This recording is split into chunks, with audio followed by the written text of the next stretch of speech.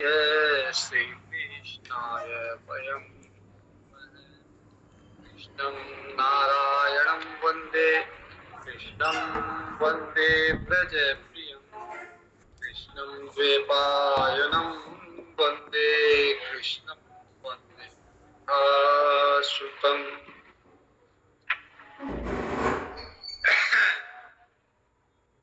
श्रीमद् भागवत महापुराण के पंचम स्कंद में हमने प्रियव्रत जी का चरित्र देखा। प्रियव्रत जी के पुत्र आग्निध्र का चरित्र देखा, राजा नाभि का चरित्र देखा और ऋषभ देव जी का चरित्र देखा। उसके बाद में भरत चरित्र हम देख रहे थे। जड़ भरत जी के 3 जन्म, जिसमें पहले जड़ भरत जी थे, दूसरे जन्म में हिरण थे, तीसरे जन्म में ब्राह्मण पुत्र थे, लेकिन जड़वत व्यवहार रहा उनका। अंतर ज्ञान था, संसार में उस ज्ञान को प्रकट नहीं किया ताकि संसार से छिपे हुए रहे। फिर रघुगण मिले, राजा रघुगण से इनका संवाद हुआ जड़ भरत जी का, और फिर रघुगण को उपदेश दिया। रघुगण को उपदेश दिया तो एक भवाटवी का वर्णन किया। जो भवाटवी है वो संसार रूपी जंगल है एक तरह से। तो जैसे जंगल की परिस्थितियां होती है, जंगल में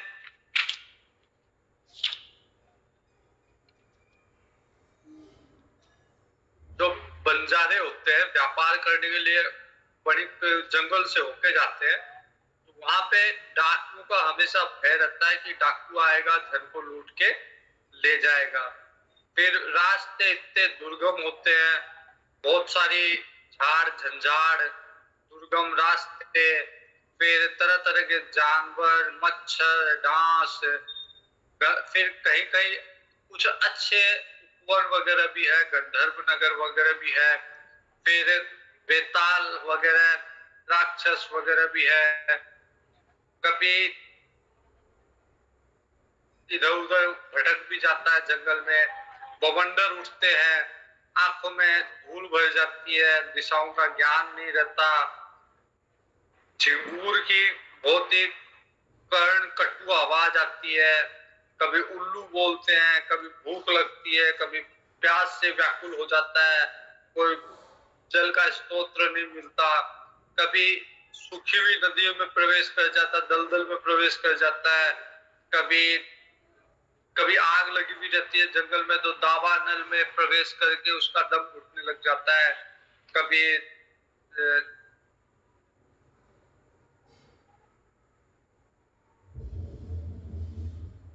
कभी पर्वत पे चढ़ना पड़ता है, कांटे आदि पैरों में चुभते रहते हैं। तो इस तरह जंगल के जो संताप है, कभी अजगर मिल जाता है तो विषैले जंतु मिल जाते हैं, कभी कुएं में गिर जाता है, अंधे कुएं में गिर जाता है, मधुमक्खियां खाने लगती है। तो तरह तरह के संताप जंगल के बताए गए हैं, और इनकी तुलना संसार से की हुई कि संसार भी एक तरह से जंगल है। तो जैसे जंगल में डाकू मिल जाते हैं, 5-6 डाकू मिल जाते हैं, तो संसार में जो व्यक्ति की जीव की इंद्रियां हैं, 5 इंद्रियां और मन, ये डाकू है। ये इससे संसार की तरफ इसका जो धन है वो हरण करके ले जाते हैं। तो इंद्रियां जबरदस्ती व्यक्ति को भोगों में लगा देती है और उसकी जो शांति है उसका हरण हो जाता है। भयंकर वन में भटकते भटकते लोभी, जैसे लोभी बंजारे की तरह माया की प्रेरणा से दुर्गम मार्ग में संसार वन में जा पहुंचता है। तो जैसे बंजारा भटक के जंगल में चला गया, वैसे ये भी संसार में, जीव भी संसार में भटक गया। तो वहां पे तरह तरह के, संसार में तरह तरह के कर्म फल उसको भोगने पड़ते हैं। अनेक विघ्न आते हैं, से कभी सफलता, कभी असफलता, कभी विघ्न, वैसे ही इसको जीव को संसार में विघ्न भोगने पड़ते हैं और बहुत सारे और भी कष्ट संसार में उसको उठाने पड़ते हैं। कभी धन कमाता है लेकिन उसका उपयोग धर्म में नहीं करता, तो फिर दूसरे लोग उस धन का हरण कर लेते हैं, तो उसको बड़ा कष्ट होता है।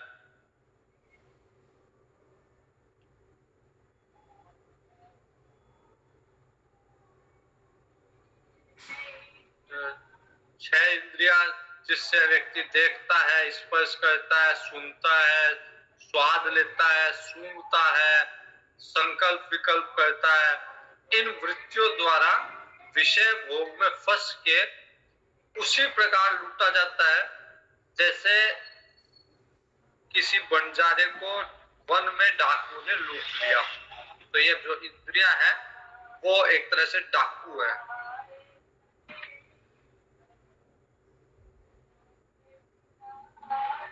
और स्त्री पुत्र आदि जो इसका धन हरण करते रहते हैं, कभी स्त्री इसका धन ले जाती है, कभी पुत्र धन ले जाते हैं, तो वो एक तरह से भेड़िया गिद्दड़ की तरह है।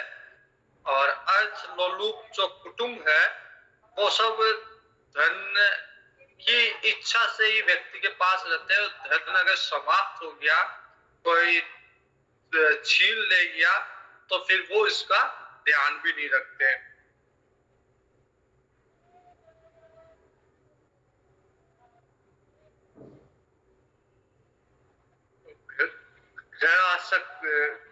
गृहस्थ आश्रम में आसक्त हुआ व्यक्ति, जैसे कोई मच्छर काट रहे हो, वैसे व्यक्ति को कभी चोर इसका धन ले जाता है, कभी टिड्डी चूहे आदि इसको क्षति पहुंचाते रहते हैं, कभी ये भटकते भटकते कर्मों से कलुषित हुआ व्यक्ति संसार को सत्य समझने लग जाता है। जैसे वहां पे गंधर्व नगर मिल रहे थे इसको, जंगल में कहीं कहीं वन उपवन मिल रहे थे, वैसे ये संसार का सुख लेने लग जाता है, इसको संसार ही सत्य लगने लग जाता है। संसार का ही जो क्षणिक सुख है उसमें अपने मन को फंसा लेता है। फिर मृग तृष्णा की तरह उसमें फंस के, खाने पीने में, स्त्री प्रसंग में आदि में फंस के विषयों की तरफ दौड़ने लगता है। उसको लगता है इन विषयों में ही सुख है, खाने पीने में या स्त्री प्रसंग में ही सुख है, तो उसे सुख मान के उसकी तरफ दौड़ता है कि उसको लगता है इसी से मेरी प्यास बुझेगी।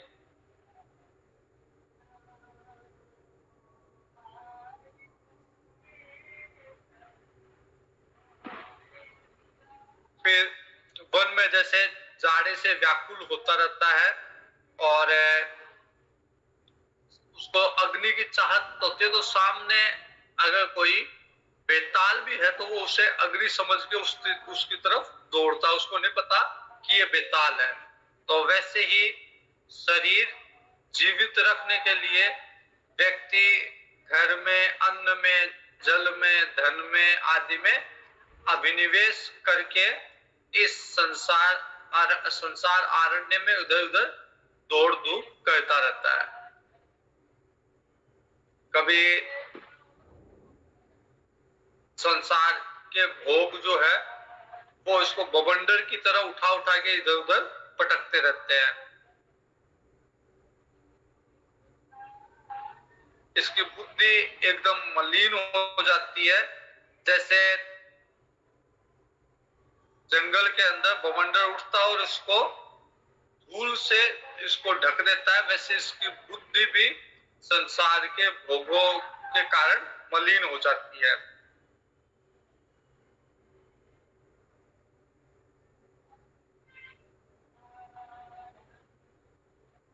और बुद्धि मलिन होने से जैसे ये एक तरह से अंधा हो गया, तो वहां अंधे कुएं में गिर जाता है, तो वैसे ये संसार रूपी कुएं में गिर जाता है। कोई इसको डांट देता है तो उसको मन में बड़ी पीड़ा होती है। इस तरह से संसार रूपी जंगल में ये व्यक्ति पड़ गया और फिर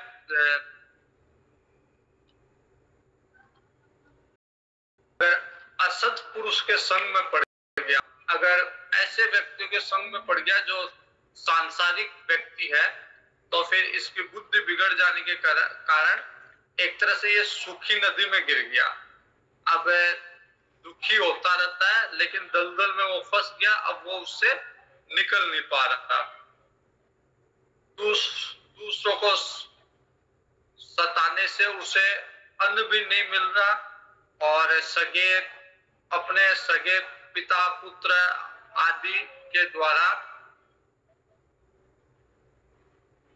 अगर उनके पास कोई धन है पिता पुत्र के द्वारा, तो ये उससे पोषने का प्रयास करता है। कभी जैसे जंगल में दावानल अग्नि लग जाती है, तो संसार में भी ये विषय शून्य दुखमय घर में पहुंचता है। वहां उसको कभी विषय मिलते हैं, कभी नहीं मिलते, कभी उससे वियोग हो जाता है, तो इसको शोक रूपी अग्नि में जलना पड़ता है। इसको दुख होता है, दुख रूपी अग्नि में जलना पड़ता है कि विषय के लिए ये तड़पता है, तो उस अग्नि में इसको जलना पड़ता है और बहुत खिन्न होता है ये।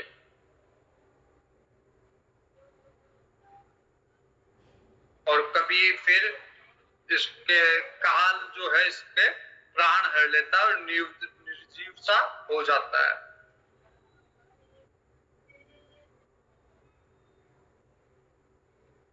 गृहस्थाश्रम में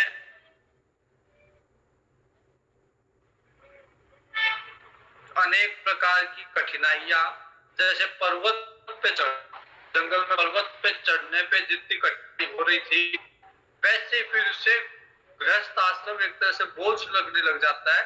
और पर्वत में व्यक्ति दुख पाके भी पर्वत में चढ़ता रहता है, वैसे ये गृहस्थ आश्रम का बोझ सहते सहते भी उस गृहस्थ आश्रम को निभाने का प्रयास करता है, उस चढ़ाई को चढ़ने का प्रयास करता रहता है। तो कभी तरह तरह की कठिनाई से कलेशित होके कांटे कंकड़ से भरी भूमि पर पहुंच जाता है और दुख का अनुभव होता है। वो ऐसे ही पीड़ा होने लगती है। कभी दूसरों को देख के दुखी होता है, अपने परिवार वालों को कष्ट में देख के दुखी होता है। फिर निद्रा रूपी अजगर के चंगुल में फंस के अज्ञान रूपी घोर अंधकार में डूब के सुने वन में जैसे मूर्ति की तरफ फेंक दिया गया हो, वैसे बेसुध होके पड़ जाता है। फिर इसको होश ही नहीं रहता कि इसके परिवार में, इसके आसपास क्या हो रहा है। वो बेसुध होके गिर जाता है।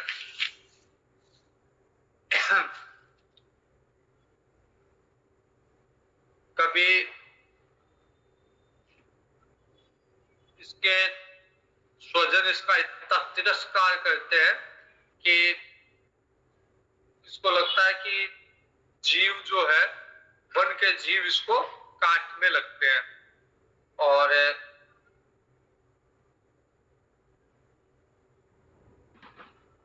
बड़ी अशांति का अनुभव करता है। विवेक शक्ति भी क्षीण हो जाती है। अंधे की तरह नरक रूपी अंधे कुएं में गिर जाता है ये।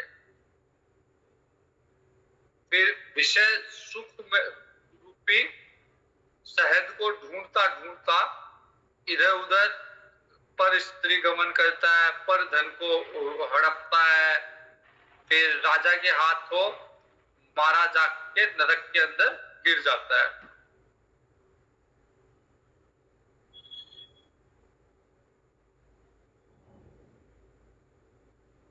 ऐसा कहते हैं कि प्रवृत्ति मार्ग में रह के अगर कोई लौकिक और वैदिक दोनों ही प्रकार के कर्म में जीवों को संसार की ही प्राप्ति कराने वाला है, तो प्रवृत्ति मार्ग में भले वो इस संसार के लिए कार्य कर रहा हो या अन्य लौकिक कार्य कर रहा हो, अन्य वैदिक कार्य कर रहा हो, वो सब इसको वापस संसार में लाने वाले ही है, मोक्ष प्रदान करने वाले कार्य नहीं है।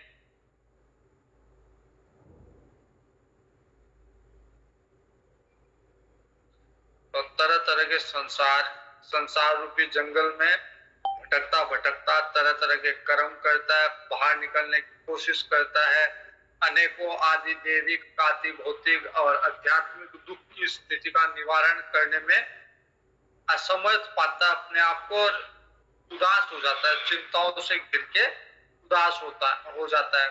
ऐसा लगता है इसको जैसे मेरा सारा धन किसी ने लूट लिया हो, चुरा लिया हो। मार्ग में सुख दुख, राग द्वेष, भय अभिमान, प्रमाद उन्माद, शोक मोह लोभ, ईर्ष्या अपमान, भूख प्यास आदि व्याधि, जन्म जरा मृत्यु और तरह तरह के विघ्न इसको मिलते रहते हैं, भटकता रहता है जीव।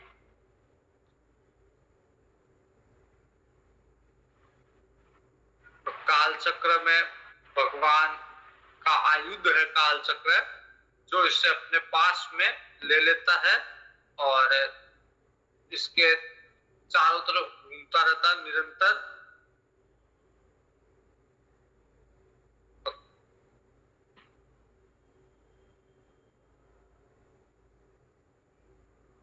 ये व्यक्ति उस कालचक्र को नहीं देख के, अपनी मृत्यु को नहीं देख के, तरह तरह के पाखंडियों के चक्कर में पड़ के अनेक तरह के जो आर्य शास्त्र से बहिष्कृत देवता है, जो ऐसे तामसिक देवता है, उनकी उपासना में लग जाता है और पाखंडियों के चक्कर में आके फिर उनसे दुखी होके कर्मवादियों के चक्कर में आता है, तरह तरह के कर्म करता रहता है और थोड़ी देर के लिए उसको शांति भी मिलती है, लेकिन फिर इसका मन वहां से उब जाता है और आचार के अनुकूल इसमें शुद्ध नहीं होने के कारण इसको कर्मवाद भी अच्छा नहीं लगता और उसके कारण ये शूद्र अवस्था में पहुंच के वानर की तरह केवल कुटुंब पोषण और स्त्री सेवन करने लग जाता है, स्वच्छंद रूप से विहार करता है, अत्यंत दीन रहता है और इसको मृत्यु का भी स्मरण नहीं रहता, केवल भोग भोगने में व्यस्त हो जाता है।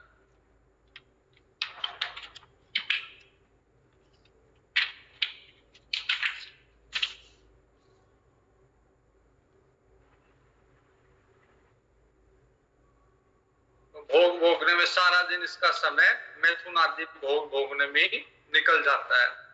फिर प्रवृत्ति मार्ग में पड़ के सुख दुख भोगता हुआ रोग रूपी घर में फंस के मृत्यु के हाथों से डरता रहता है कि कब मृत्यु आ जाए, कब मृत्यु आ जाए। कभी कभी शीत वायु और अनेक प्रकार के आदि देवी का भौतिक अध्यात्म दुखों की निवृत्ति करने में असफल हो जाता है। फिर तब उसे अपार विषयों की चिंता से मन खिन्न हो जाता है, उसको लगता है कि मैं भोगने में असमर्थ हो गया, बीमार हो गया, तो फिर वो सारा लग जाता है।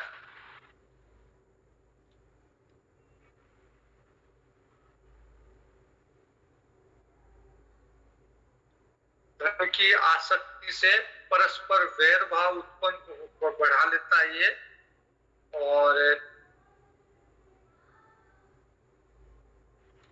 संसार मार्ग में ये जीव जो है अनेक प्रकार के क्लेश विघ्न बाधाओं से बाधित होने पर भी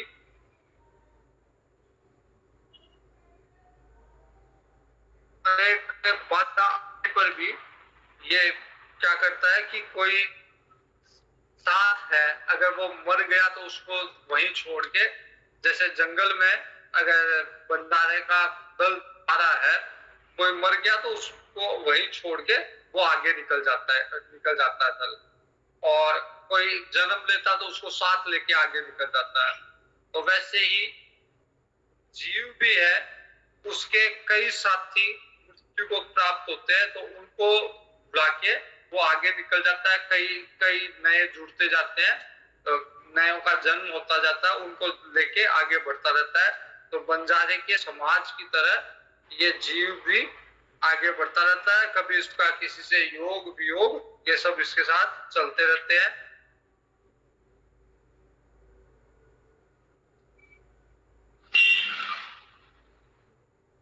तो इन सब चीजों में फंस के, संसार रूपी जंगल में फंस के, जब तक कोई साधु संग नहीं हो, तो ये परमात्मा रूपी परमात्मा के पास नहीं पहुंचता। मतलब जंगल जहां से ये निकला है जीव, ये ईश्वर अंश जो जीव है, भगवान से निकला हुआ जीव है, वापिस इसको भगवान में जाना है, भगवान में पहुंचना है।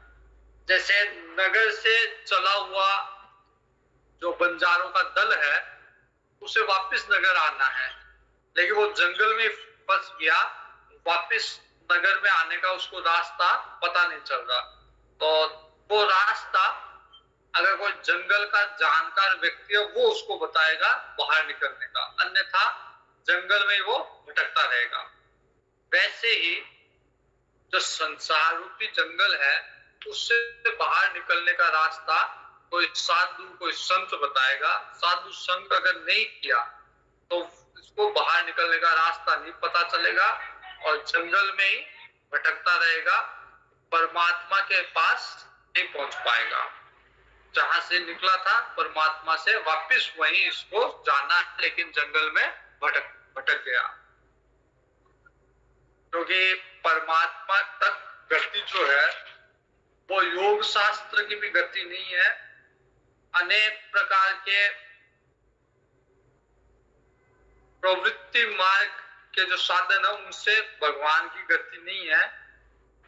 ये गति तो केवल भगवान तक पहुंचने की गति जो है वो निवृत्ति परायण संयम आत्मा कोई मुनिजन है, उन्हीं से प्राप्त होती है। कोई भी साधन जो संसार में लगाए, संसार में प्रवृत्त कराए, वो मुक्त नहीं कर सकता। जैसे कोई भी साधन, जैसे कोई यज्ञ हवन है, वो स्वर्ग की कामना से किया जा रहा है, पुत्र की कामना से किया जा रहा है, धन की कामना से किया जा रहा है, तो ये स्वर्ग है, पुत्र है, धन है, ये तो संसार में लगाएगी, ये भगवान की तरफ निवृत्ति की तरफ नहीं ले जाएगी, संसार में प्रवृत्त कराएगी ये सब चीजें।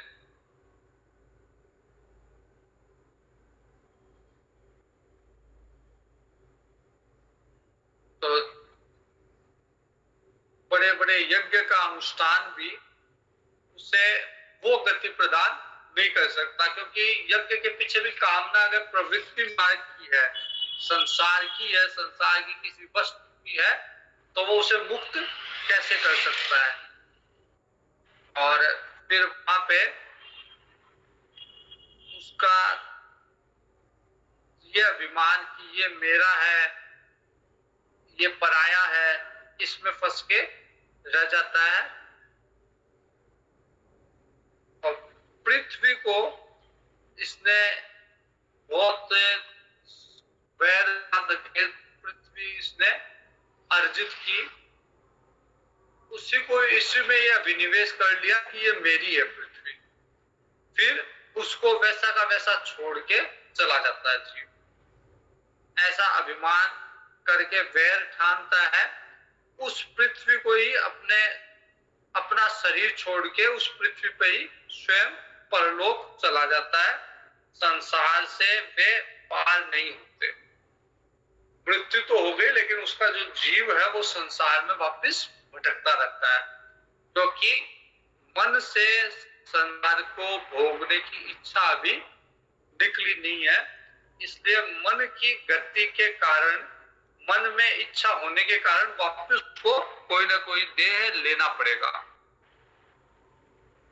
तो जिस धन को, जिस पृथ्वी को बड़ी मेहनत के साथ, बड़ा पाप करके भी व्यक्ति ने इकट्ठा किया, उसको वहीं छोड़ के व्यक्ति को जाना पड़ेगा और फिर मृत्यु संसार में, संसार सागर में आना पड़ेगा।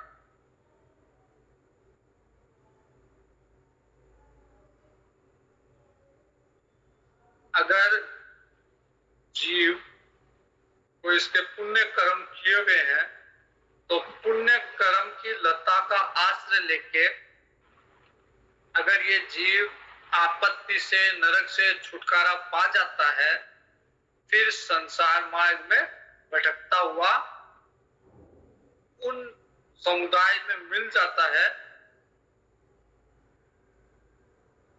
जो इसे वापस संसार की तरफ लगा देते हैं।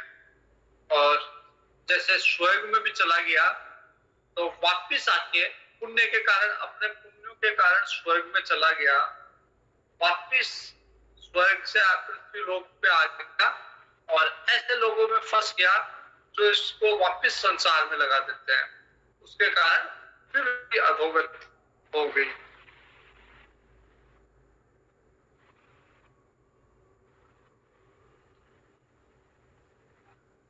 भरत जी के बारे में, जो जड़ भरत जी है, उनके बारे में ये कहा जाता कि जैसे गरुड़ जी की होड़ कोई मक्खी नहीं कर सकती, वैसे महात्मा भरत जी की होड़ कोई भी सामान्य राजा, जैसे गरुड़ जी के सामने मच्छर है तो भरत जी के सामने सामान्य राजा एक तरह से मच्छर है। तो क्योंकि भरत जी जो है परमार्थ मार्ग के गामी थे, पूर्ण ज्ञान था, तो वो सामान्य राजा की क्या मुकाबला करेंगे भरत जी का। उन्होंने पुण्य कीर्ति भगवान हरि में अनुरक्त होकर और अपने स्त्री पुत्र आदि, राज्य आदि युवावस्था में विष्ठा की तरह त्याग दिया। मतलब विष्ठा की तरह त्यागने का मतलब है कि एक बार जैसे हम विष्ठा करके वापस उसकी तरफ देखते भी नहीं है, वैसे जड़ भरत जी ने सारे अपने सुख के साधन, राज्य आदि को, धन स्त्री आदि को विष्ठा की तरह त्याग दिया था और वन में आ गए थे। लेकिन वहां पे भी एक हिरण में उनका मोह होने के कारण उनको फिर हिरण के रूप में जन्म लेना पड़ा, लेकिन वहां फिर विरक्त भाव से रहे और अगले जन्म में जड़ भरत जी के रूप में जन्म लिया। वहां पे पूर्ण रूप से संसार से विरक्त भाव में रह के और केवल भगवान के ज्ञान में स्थित है।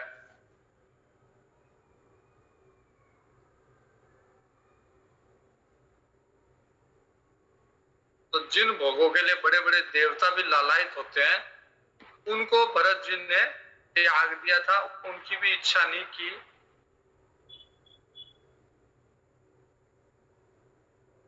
क्योंकि जो व्यक्ति भगवान के चरणों का अनुरागी हो गया, अब उसको कुछ नहीं चाहिए, उसको मोक्ष भी नहीं चाहिए। जड़ भरत जी भी भगवान के चरणों के अनुरागी थे, तो उनको मोक्ष की भी कामना नहीं थी।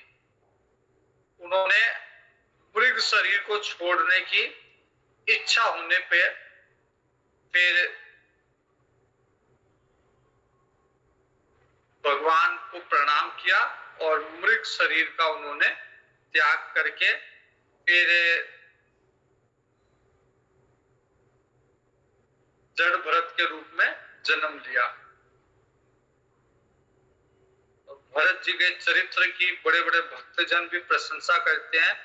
उनका ये चरित्र जो है कल्याणकारी है, आयु धन को वृद्धि करने वाला है, लोक में यश को बढ़ाने वाला है, स्वर्ग और मोक्ष की प्राप्ति कराने वाला है।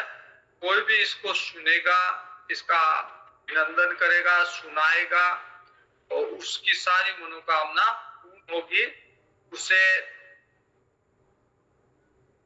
दूसरों से कुछ भी मांगना नहीं पड़ेगा। इतना प्रभावशाली ये भरत जी का चरित्र है। तो भरत जी का चरित्र हमने देखा। उसके बाद में भरत वंश का वर्णन किया हुआ, जिसमें अनेक प्रतापी राजा हुए। सुमति, देवता जी, अनेक देवधुम्न आदि अनेक राजा हुए। और उनमें गय महाराज, गय नामक एक प्रसिद्ध राजा हुए। फिर गय के बाद में चित्ररथ आदि अनेक राजा, सत्यजीत और सत्यजीत के 100 पुत्र और एक कन्या। तो ये भरत जी का वंश हमने देखा कि किस तरह भरत जी का वंश चलता रहा काफी समय तक। जो प्रियव्रत जी का वंश था, उसी में अनेक विरक्त महाराज, विरक्त राज ऋषि हुए, जिनमें हमने देखा ऋषभदेव जी और जड़ भरत जी प्रमुख रूप से हमने उनका चरित्र देखा। राजा नाभि, ऋषभदेव जी, जड़ भरत जी और अंत में सत्यजीत और उनके 100 पुत्र और एक कन्या का वर्णन हमें प्राप्त होता है। अब वन कोश का वर्णन दिया गया है। 7 द्वीप, जैसे जम्बू द्वीप आदि 7 द्वीप, और 9 वर्ष, जैसे भारत वर्ष है वैसे जम्बू द्वीप के भी 9 वर्ष है। तो हर 7 द्वीप में 9 वर्ष है। राजा परीक्षित करते हैं कि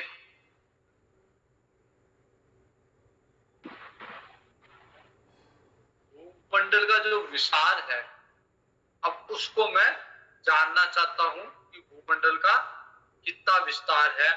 सुखदेव जी कहते हैं कि भगवान की माया के गुणों का इतना विस्तार है कि यदि कोई पुरुष देवताओं के समान आयु पा ले तो भी मन या अंत नहीं पा सकता। इतना संसार का, इतना माया का विस्तार है, भगवान की माया का इतना विस्तार है।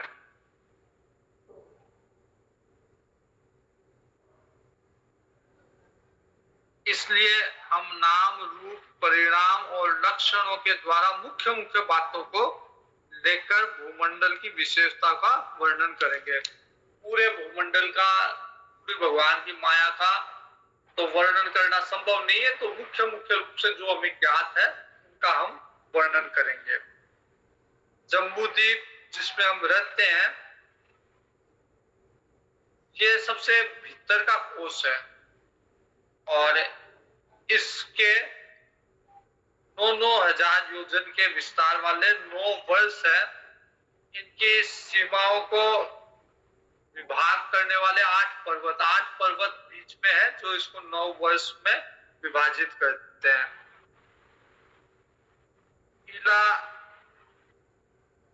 इसके अलावा 9 वर्ष के अलावा कुछ क्षेत्र है जो इलावृत क्षेत्र है।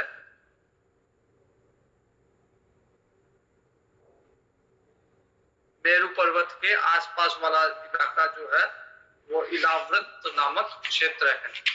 तो कुल मिलकर पृथ्वी का अनंत विस्तार है, जिसका वर्णन नहीं हो सकता। मुख्य रूप से 7 द्वीपों में और 9 वर्ष में पृथ्वी को विभाजित बताया गया है।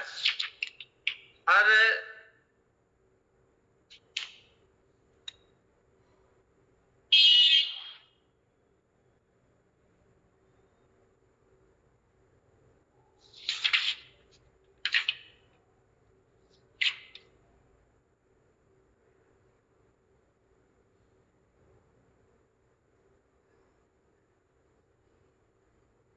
इलाव्रत में भगवान शिव का निवास है और पार्वती जी के श्राप के कारण दूसरा कोई पुरुष वहां पे प्रवेश नहीं कर पाता।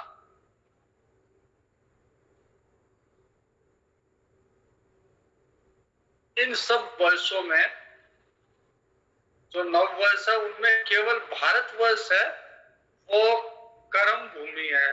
बाकी 8 वर्ष जो है वो स्वर्ग भूमि है, वो स्वर्ग भोग के लिए ही, पुण्य को भोगने का ही स्थान है। वहां व्यक्ति कर्म नहीं कर सकता, कर्म केवल भारतवर्ष में ही कर सकता है।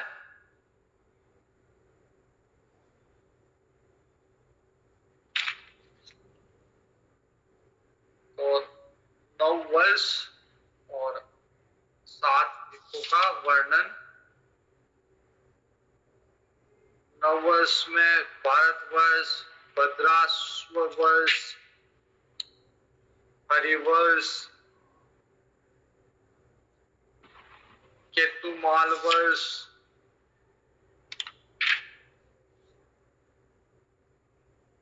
रम्यक वर्ष, इस तरह के हिरण्यमय वर्ष, वर्ष,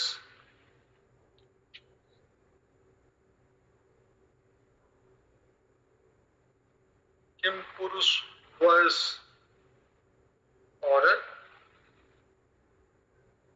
भारतवर्ष, ये 9 वर्ष का वर्णन दिया हुआ है और 7 द्वीपों का वर्णन दिया हुआ है। देवता भी भारतवर्ष की महिमा का गान गाते हैं।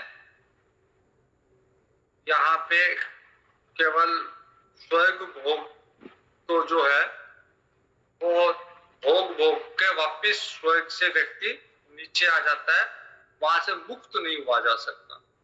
लेकिन जो भारतवर्ष है वहां पे कर्म भूमि है, कर्म करके व्यक्ति और मुक्त भी हो सकता है, उसे ये जन्म मरण के चक्कर से वापिस भी निकल सकता है। इसलिए देवता लोग भी ये कामना करते हैं कि उन्हें भारतवर्ष में जन्म मिले और वहां से वो मुक्त हो।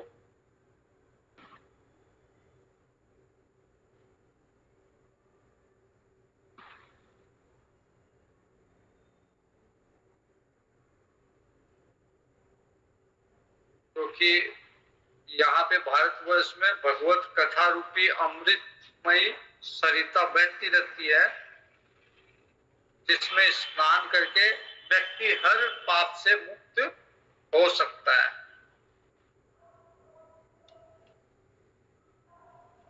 ये भारतवर्ष वालों का सौभाग्य है।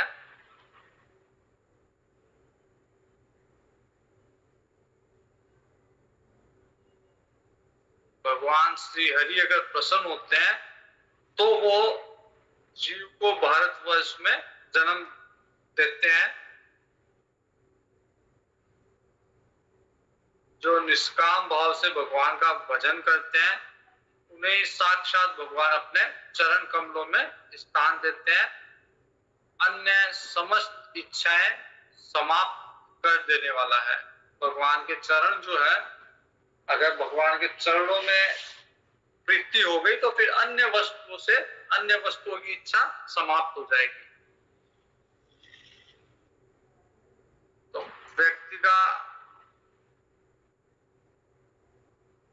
अगर कोई पुण्य है तो भारत में जन्म लेगा, भारत में उसकी भगवान की स्मृति बनी रहेगी और श्री हरि का भजन करके व्यक्ति अपना कल्याण कर सकता है।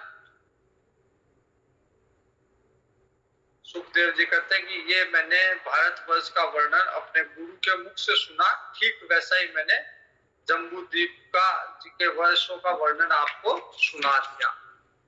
इसके बाद में जम्बूद्वीप के बाद में 6 द्वीप का और प्लक्षद्वीप,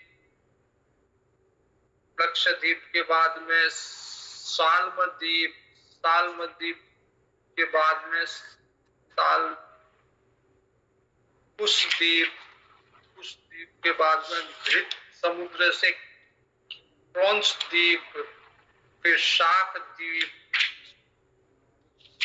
और फिर पुष्कर द्वीप का वर्णन किया गया है। तो ये भूमंडल का विस्तार बताया गया है।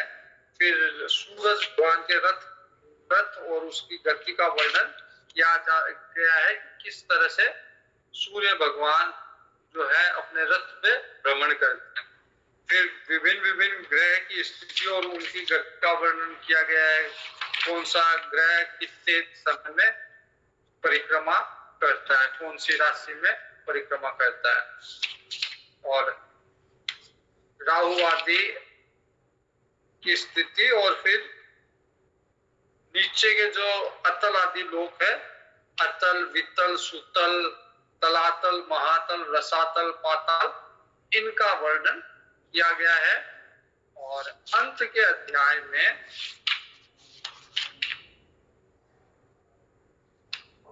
भगवान संकर्षण देव की स्तुति की गई है, और उसके बाद में नरकों का वर्णन किया गया है। इस तरह के नरकों में व्यक्ति जाके अपने पापों का नाश करते हैं।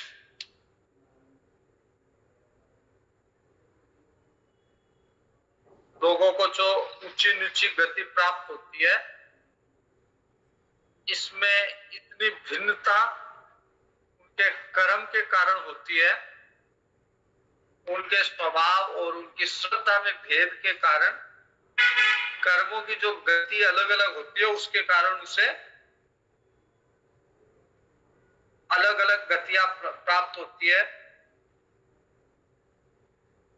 और जो निषिद्ध कर्म जिनके लिए मना किया गया है, अगर व्यक्ति उनको भी करता है तो तरह तरह के नरक में उसको जाना पड़ता है, और नरक के दुख भोग के फिर वो वापस शुद्ध होके वापस संसार में आता है।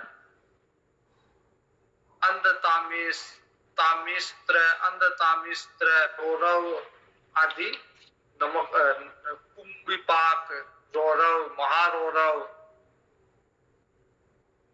आदि नरकों का वर्णन किया गया है, जिसमें किस तरह से जीव अनेक दुखों को सहन करता है।